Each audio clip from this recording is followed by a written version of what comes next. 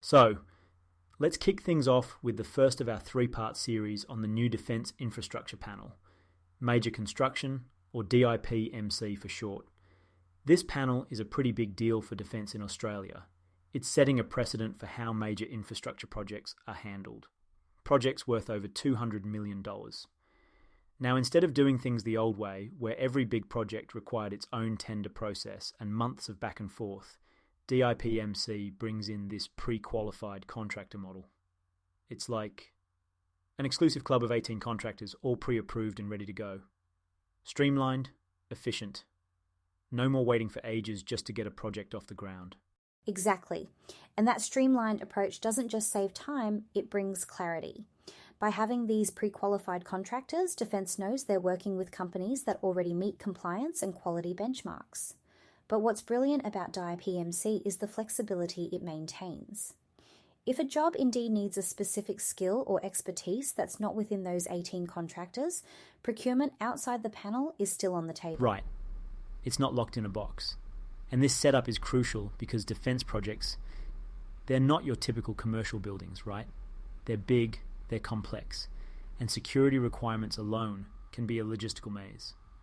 From runways redevelopments to building specialised training facilities, you need flexibility baked into the system. And let's not forget the backbone of this whole operation. The Security and Estate Group, or SEG. They're not just handing out contracts and disappearing. SEG is responsible for overseeing performance and compliance, ensuring that these companies actually deliver. They combine strong governance with an efficient administration of the panel.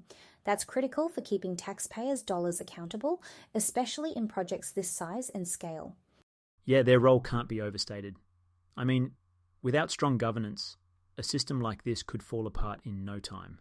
SEG acts as the referee, the enforcer and the facilitator, ensuring things run smoothly while maintaining defence standards. They go beyond ticking policy boxes. They actively create an environment where projects can succeed consistently. Absolutely. And by pre-selecting contractors who already meet the security, ESG and safety standards expected by Defence, SEG enables a level of operational readiness that's never been this robust. With DIPMC, the timeline from planning to delivery shrinks significantly, but the consistency of outcomes, that improves because of this governance. It's performance-driven. And it's about preparing for the future too. Just imagine the scale of what these contractors will be handling. Massive defence sites, constant security checks, and delivering this under tight schedules. What DIPMC is doing is setting a long-term foundation, not just a quick fix. This is construction on a strategic level, folks. Exactly. And the ripple effects, they'll go beyond defence. Other Commonwealth agencies accessing the panel means we're likely to see even broader standardisation across government construction projects. SEG's centralised administration ensures that this panel becomes not just effective, but transformative. Spot on, Jessica.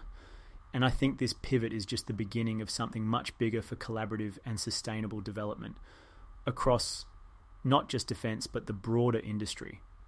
But hold that thought. Let's dive into how DIPMC is reshaping industry partnerships and technology innovation in the next segment. Building on that idea of collaboration and sustainability, let's dive deeper into what truly sets DIPMC apart. It's not just about simplifying procurement, it's about creating enduring relationships.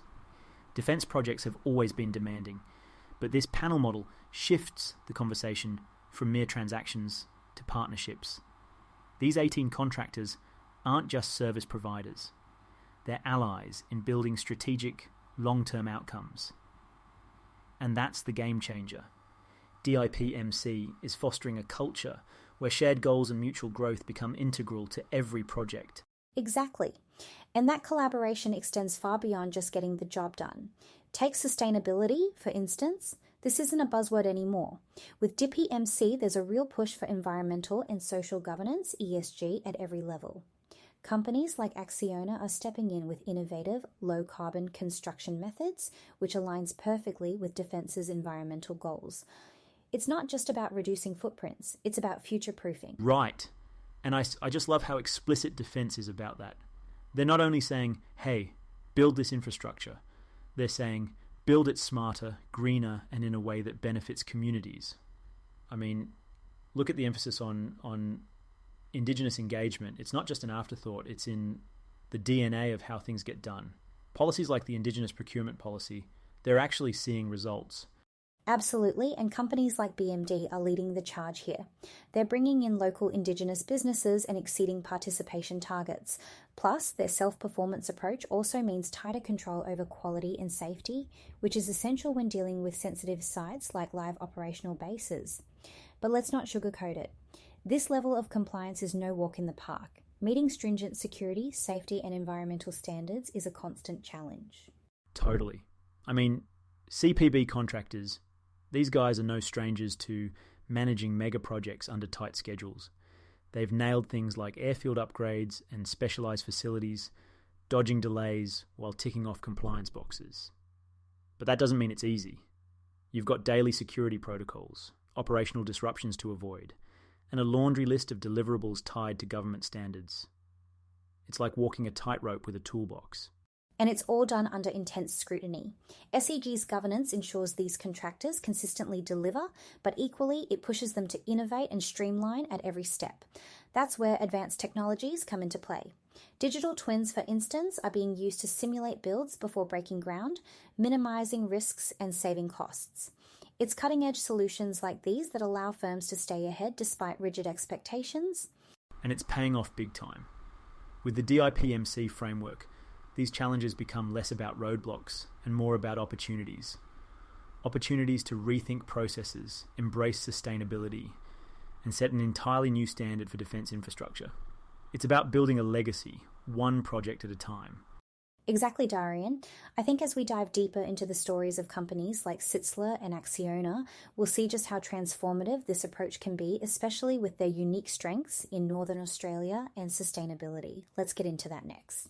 Speaking of transformative approaches, let's take a closer look at Sitzler. This company truly exemplifies the innovation and strength we talked about, particularly in Northern Australia. Take their $270 million Triton facility at RAAF Base Tyndall, for example. From high-tech hangars to operational buildings, they've delivered it all in one of the most challenging logistical regions in the country. It's a perfect demonstration of how DIPMC's framework empowers contractors to overcome obstacles and achieve excellence. Exactly. Sitzler's ability to navigate the complexities of northern projects really sets them apart. I remember working on a northern airfield project a few years back, and partnering with local Indigenous businesses was a priority. Sitzler excelled at this, not just ticking compliance boxes, but genuinely investing in those partnerships. Over 8% Indigenous workforce engagement, that's meaningful. And their agility in adapting construction processes to remote conditions, it's impressive. Oh, and speaking of adapting, you've got to hand it to Acciona Construction Australia too. Their focus on sustainability is unmatched. I love how they're challenging the status quo with low-carbon infrastructures. They're like, let's build smarter, greener, and make it stick. It's definitely a shift from how defence projects used to operate. With their global expertise funneled into Australian projects, you can tell they're in it to make a real difference. It's a breath of fresh air, honestly. Acciona brings this clean slate approach, leveraging global innovation to tackle uniquely Australian challenges. And their commitment to Indigenous engagement, solid. They're building not just infrastructure, but relationships that strengthen communities. It's the kind of momentum that aligns perfectly with DIPMC's vision. Absolutely. And the innovation doesn't stop there. Built Pattaya Limited is making waves too, particularly with their focus on digital engineering. Their Build It Digitally First philosophy is a game changer for projects that require pinpoint accuracy. They're bringing simulation and risk minimization to the forefront, which in turn saves both time and money. For defence, where resources are tight and standards are sky high, digital engineering is, well, indispensable. Definitely. And let's not forget Icon SI. They've carved out a niche delivering specialised secure facilities like command centres and laboratories. These are technically demanding projects that most contractors would shy away from. But Icon handles it with precision, balancing tight security requirements with detailed stakeholder engagements. Their work on Defence Science Technology Group facilities is a testament to their expertise in this space. Yeah, and it's about filling gaps that defence really needs covered, providing the kind of infrastructure that's future-proof, whether it's through sustainability, tech innovation, or community partnerships. These companies are writing a new playbook for defence construction. They're adapting to challenges and raising standards at the same time. Exactly. And as ESSEG continues to oversee and refine this process, the potential to scale these successes gets even bigger. But Darian, let's save some of those deeper dives for later. Up next, we're talking about something everyone in the industry needs to hear: how to use the DPMC contact list to forge those vital partnerships. Now, taking all of that innovation we've just discussed, let's focus on how to make it actionable. The DPMC isn't just a framework. It's a tool for creating connections that drive results. And it all starts with knowing where to look and who to connect with. Exactly. If you're a contractor, consultant, or just someone looking to engage with defence projects, there's so much potential to tap into. The easiest place to start is downloading the DPMC contact list. It's your direct line to the 18 panel firms that are shaping Australia's defence infrastructure. Building those connections early can position you for long-term success. And this isn't just networking for networking's sake. It's about aligning yourself with a system that's transforming how mega projects are built. Start those conversations, put yourself in the mix. And trust me, being proactive now could open doors well into the future. Absolutely, Darian. And let's not forget the other resources. Jump onto the DECnet Defence Estate newsletter. Staying informed is your secret weapon. The landscape evolves quickly, and keeping up means spotting opportunities early. Oh, and let's not stop there. Taking their online course, Mastering Defence Infrastructure, is another stellar way to dive deeper into the nitty-gritty. And look, folks, share these resources with your teams. The more your circle knows, the better prepared you'll be when those tenders roll out.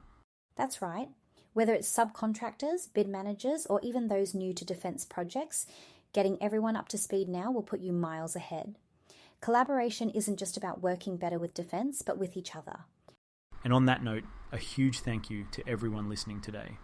Conversations like this remind us why these changes matter, not just for defence, but for communities, industries, and the future. Until next time, remember to dream big, act smart, and don't wait for opportunities. Create them. Well said, Darian. Thank you, listeners. Keep building, keep innovating, and we'll see you in the next episode of Mastering Defence Infrastructure. Take care.